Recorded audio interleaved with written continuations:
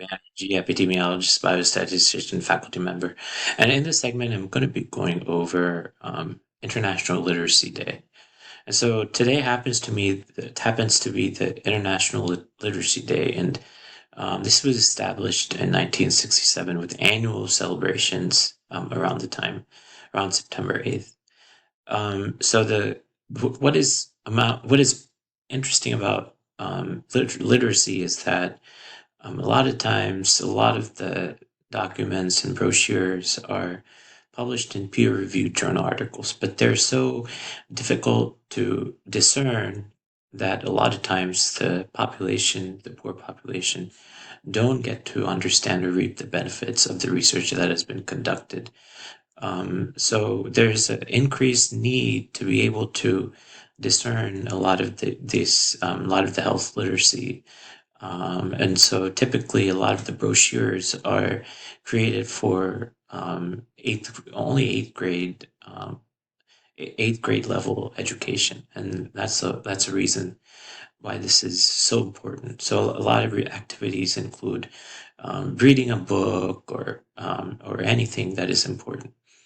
So, literacy is a fundamental right for all, opens the door to the enjoyment of other human rights, greater freedoms, and global citizenship. So, this reminds me of some of the sustainable development goals that we have been working on.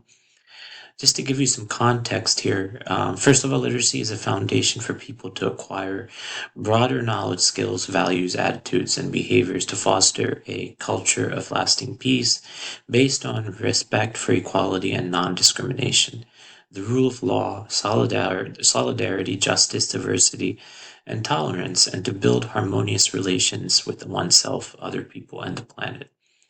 Despite this progress, 739 million youth and adults worldwide still lack basic health literacy rates. And so when I did research, and this is a demographic health survey that I did research on, and I did this for Indonesia, there were areas and people that don't have the health literacy that some people do. And so this is a way to connect with the global population, especially the impoverished people. So 739 youth and adults still lack basic literacy as of 2024. 4 out of 10 children are not reaching minimum proficiency in reading. 272 million children, adolescents, they were out of school in 2023. So a lot of times people don't go into higher education because they're needed at home, and growing crops and whatnot, or families are not able to um, families are able to provide health literacy or literacy, due to the lack of money to be able to afford that. A lot of places. One of my students that I visited their house, he said that when he started, he started in a very rudimentary education and then gotten a PhD. So for them, this is very difficult since the learning curve is so steep, from where they're born and what type of education they received, and until now, when they got a doctoral level degree. Um, so the theme for this year is promoting literacy in the digital era. So digitalization meant that how we were acquiring information as a population, or learn, live, work, and socialize, in both positive and negative ways depend on how we engage in it. So digital redlining is another area that requires understanding, because a lot of people that have broadband access are people that are living in poor neighborhoods and poor society than people that are living in more rich neighborhoods. There's double marginalization, the digital shift, and literacy skills are creating marginalization, affecting 739 million young people. So there might be diseases that take place in a certain population, but these are enhanced and worse in in promoting literacy because they're not getting the proper education. So literacy is also central for critical thinking. So summarization is kind of a more basic level, and critical thinking is more important.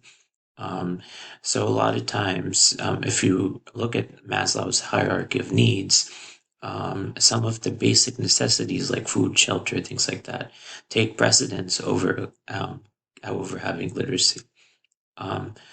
So it's important to acquire digital content safely and appropriately. September 8th, International Literacy Day, will celebrate progress in literacy. So a lot of times the positive is important to understand, acknowledge than the negative. So progress from before is important global, regional, and national levels.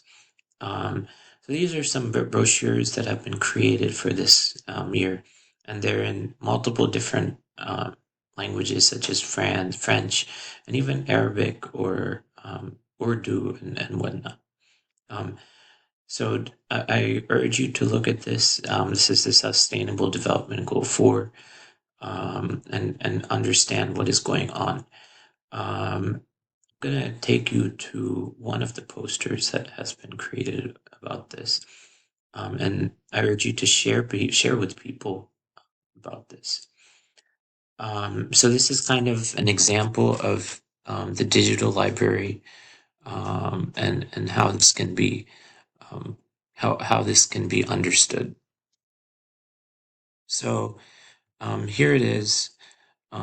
There's the full text, and there's a record of copies.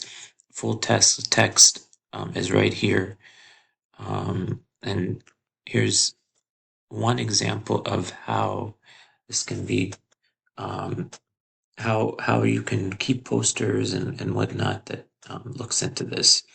Let me provide you with kind of, and again, pictures are worth 1,000 words. So a lot of the pictures, like of a laptop, and whatnot, allows for people without literacy to understand what is going on. So there's the picture of people who communicating through digital means, and a lot of times digital means also means that the aging population is not having access to this.